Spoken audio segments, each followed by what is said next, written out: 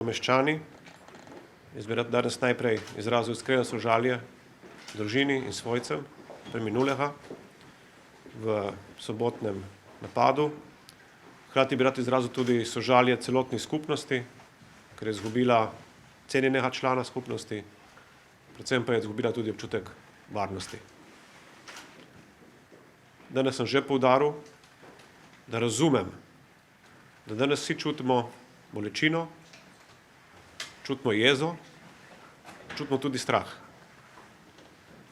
Da so ti občutki popolnoma razumljivi, ampak nas kljub temu ne smejo zapeljati v maščevanje, ne smejo nas zapeljati v pozive k oboroževanju, ampak smo ravno zaradi nedolžne žrtve vsi skupaj dolžni, da ta trenutek uporabimo za to, da rečemo dovolj je in presekamo sedanje stanje. Sedanje stanje, ki ni nastalo čez noč, ampak je plod dolgih desetletij zanemarjanja te problematike. In danes smo dolžni, da to enkrat zavedno presekamo. Jaz sem hvaležen županu za današnji sestanek.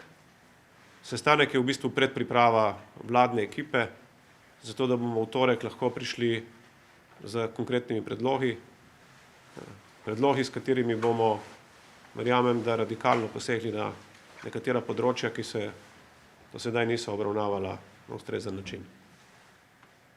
Kot konkreten ukrep lahko povem že to, da je že danes v enem delu prišla v Novo mesto okrepljena ekipa policijska, jutri bodo ekipe popolnjene, prišli bodo policisti iz drugih krajev Slovenije, prišla bo posebna enota policije, vse z namenom vzpostavitve ne samo reda in miru, ampak predvsem varnosti pri vseh občankah in občanih. To je prvi korak, nikakor ni edini.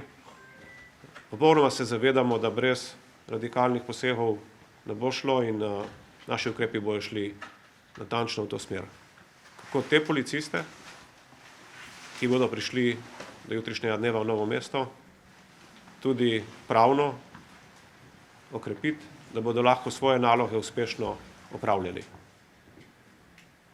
Jaz sem odraščal v krajih ob meji z Italijo in se dobro spomnim, koliko časa je v Italiji trajalo, da je parlament njihov sprejel učinkovito zakonodajo za boj proti organiziranemu kriminalu, po domačo mafiji.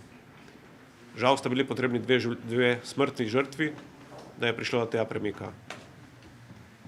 Jaz mislim, da je danes dolžnost vseh politikov v Sloveniji, da smrtna žrtev, ki se je zgodila pri vas v Novem mestu, ne ostane za manj in da ta smrtna žrtev postane katalizator tudi pri nas v borbi z kriminalom, v tem primeru v romskih naseljih.